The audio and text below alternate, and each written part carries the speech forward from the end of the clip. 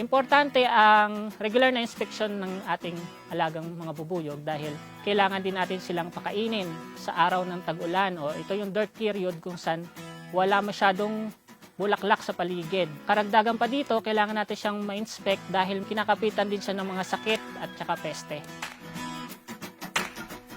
Ang palatandaan, umpisahan natin sa species ng Apis mellifera. So, una nating titingnan ay yung population.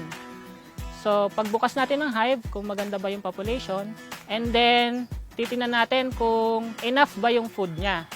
So, kung may honey ba ito or pollen, and then, kung kulang, kailangan natin pakainin. The next is yung pests and diseases. Makikita natin ito sa mismong brood. So, kailangan natin talaga iangat yung frame, tapos tingnan natin yung mga simptomas ng pests at diseases. Ang tamang management sa stingless bees, dapat talaga malinis yung area mo. Walang mga nakaka-impede o nakakaharang doon sa kanilang entrances, yung flight path nila. Tapos, dapat ang pagbubukas ng hive ng stingless bees ay during summer season lamang. Hindi po dapat natin siya binubuksan tuwing tag-ulan. Kasi ito yung kalaban niya, yung ulan, saka yung kakulangan ng pagkain.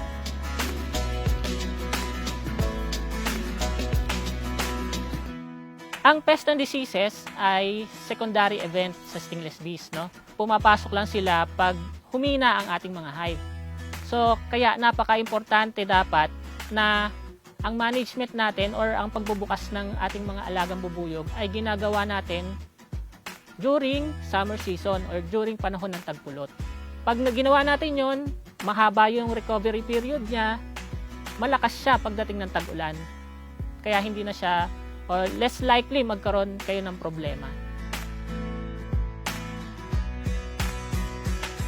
Ang management naman ng Apis mellifera or ng European honeybees, binubuksan lang natin siya every week or once every 2 weeks. Pag nagbukas tayo, ang kailangan nating hanapin ay kung may food ba, kung may pests and diseases ba, or kailangan ba natin mag-add another ng wax foundation or ng frames. Once magkulang siya ng food, kasi malakas kumain ng mellifera, kailangan natin mag-feed kasi hindi sapat sa kanila or hindi sila nakakalabas sa tag-ulan. Ito ay during the preparation period or yung rainy season period. Kasi kailangan natin siyang ihanda onset para sa preparation sa summer. Kasi sa tuwing summer lang yung honey flow. So, pag kinulang siya ng pagkain, nagpi-feed tayo ng sugar, yung refined sugar lamang. Ang Apis cerana naman ay ito yung ating native honeybees. No? Ang management naman nito ay halos hindi nagkakalayo sa mellifera. Tuwing magbubukas tayo once every week or once every 2 weeks. Tapos ang kailangan lang din natin ng tingnan ay yung pests and diseases, yung food, tsaka kung mag-a-add ba tayo ng frames or magbabawas ng frames. So, ipapayo ko sa gusto mag-start ng beekeeping, kailangan mag-visit muna kayo sa nearby apiary or bee farm na maaari nyo puntahan upang makapagtanong-tanong kayo ng mga basic knowledge sa pag-aalaga ng bubuyog. After nyo mag-visit and then attend a formal training. Kasi napaka-importante ng formal training sa pag-aalaga ng bees. Nandito yung mga technical aspect na sa pag-aalaga ng bees.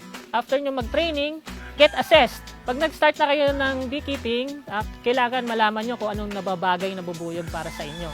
Dahil hindi lahat ng area ay nababagayan ng certain type ng species ng bees na gusto nyong alagaan. Kaya kailangan magpa-assess kayo sa may mga mentor or do sa mismong training facility na inattendan nyo.